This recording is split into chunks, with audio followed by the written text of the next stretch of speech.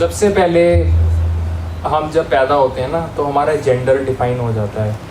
फिल्मों के सीन देखते हैं ना, डॉक्टर उल्टा टांगते हैं, पहले आपको चेक करते हैं, मुबारक हो जी लड़की हुई है, मुबारक हो जी लड़का हुआ है।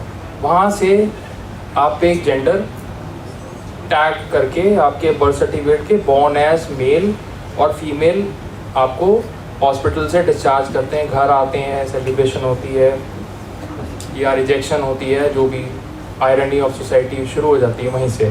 सबसे पहले तो do one thing, as much as you respect your own gender, respect the other person gender.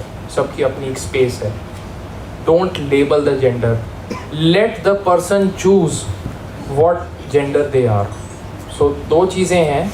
Admitted में हमने जेंडर के ऊपर ही फोकस रखा था, ओरिएंटेशन के ऊपर फोकस नहीं रखा था। Gender and orientation are two different things. इसको एक तो एक ही सरकमफ्रेंस में डाल देते हैं, LGBTQIA, ये पूरा। ये प्राइड मंथ, आप गूगल पे देखना, आप ट्विटर, फेसबुक या जो भी चलाते हो, सडनली जून के महीने में सारी कंपनीज अपने लोगोस चेंज कर देती हैं कि हम इक्वालिटी में बिलीव करते हैं। लेकिन इक्वालिटी इंटरनेट पे बिलीव करने से नहीं आएगी, हमारे अंदर से शुरू होगी, फर्स्ट थिंग। सेकेंडली, एजुकेशन क्यों चूज़ की, उसका जवाब, जब हम पैदा होते हैं तो पहले इस दिन से ही हमें सिखाना शुरू कर देते हैं।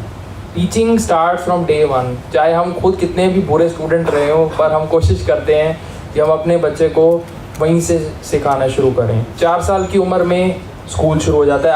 आप बताना, आप प्रेप में या फर्स्ट में या प्री प्राइमरी में किस एज से चले गए होंगे। मेरे हिसाब से 3 या 4 साल में सब स्टूडेंट स्कूल में थे।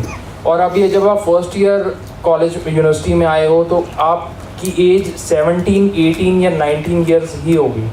आप में से कोई है जिसकी एज 40 हो? अभी एक भी है? Dhananjay took admission when she was 46 in the film as a transgender, because as अब जेंडर के अंदर कोई एडमिशन ही नहीं ले रहा, तो how do you establish a gender?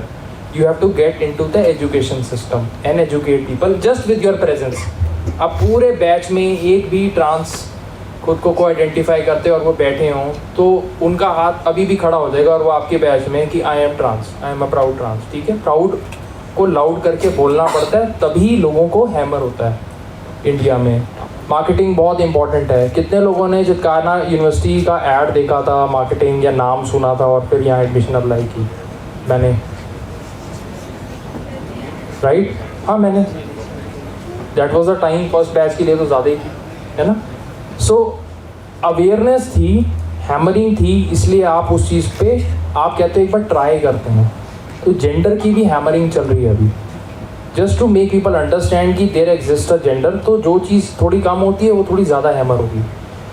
Education अभी करिकुलम का पार्ट नहीं है, और हम अपनी आने वाली फिल्म में भी एजुकेशन ही लिख रहे हैं जो बुक्स का पार्ट नहीं है, क्योंकि सिस्टम में चेंज आने में इतना टाइम लग जाता है।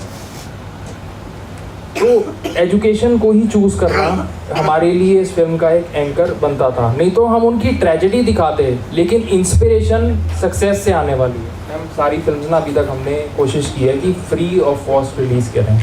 It's a big move by the company to make sure कि एजुकेशन और थोड़ा सा अवेयरनेस क्रिएट हो। सो हम कोई सब्सक्रिप्शन या कोई भी पेड फॉर्मेट नहीं लेते हैं। Once the film releases